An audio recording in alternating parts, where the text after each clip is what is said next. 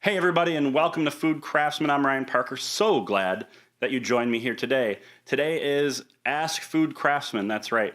All you have to do is ask a question and I will answer it. I've got two questions up for you today. Number one, what is the most important thing that you learned in culinary school?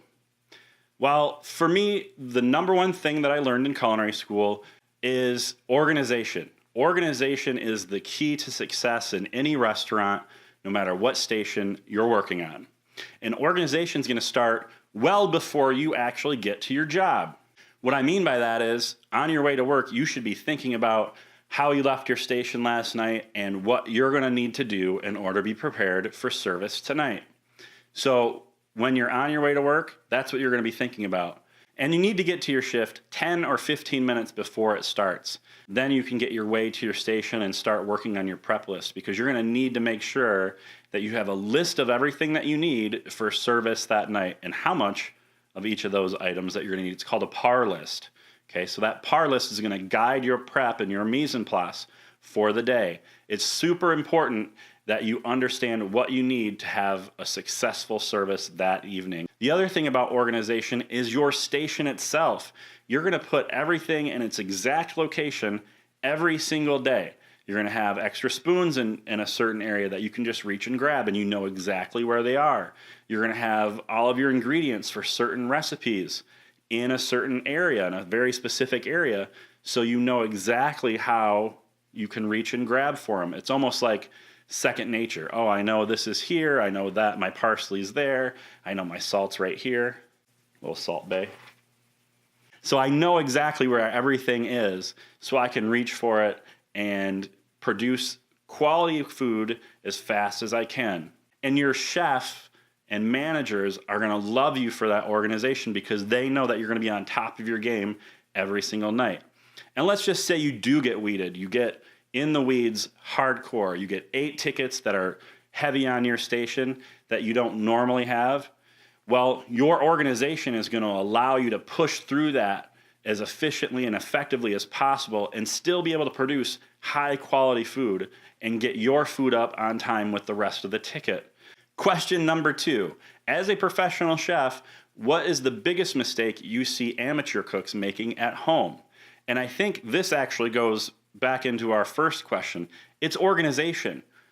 Amateur cooks and home cooks, a lot of times, if they don't have a lot of experience in the kitchen, you will see them running back and forth from the fridge to get ingredients 3, 4, 10 times, when in fact there's a very simple way to get yourself organized.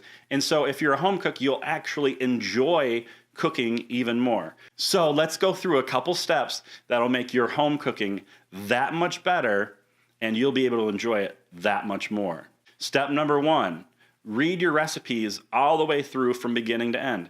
So if you're working from recipes, you're going to read all of your ingredients list, you're going to read every step of that recipe all the way through, so you can gain a basic understanding of what you're trying to accomplish. Also, you'll be able to gain a really good idea as to what the final dish should look like. Step number 2 is to simply gather all of the ingredients that you need for this recipe. So step number 3 is super important. This to mise en place every single ingredient that you have in the recipe. Okay? So what I want you to do is you're going to measure everything out. You're going to weigh it out. You're going to clean it. You're going to slice, dice, chop it. Whatever it takes for that particular recipe, you're going to get that all done and set up in either little bowls or little plates at your workstation. So this is step number 4. Start cooking. You're going to go through your recipe now, and you'll have everything there to be successful. If you have all of your mise en place done, you'll run less of a risk of skipping a step or missing an ingredient or burning something because you're running back and forth through the kitchen. Step number 5 is to actually enjoy the cooking process. I know that cooking can kind of be a chore, especially if you're someone who doesn't enjoy it. But if you're watching my channel, you're probably trying to become a better cook. So this part you really should enjoy.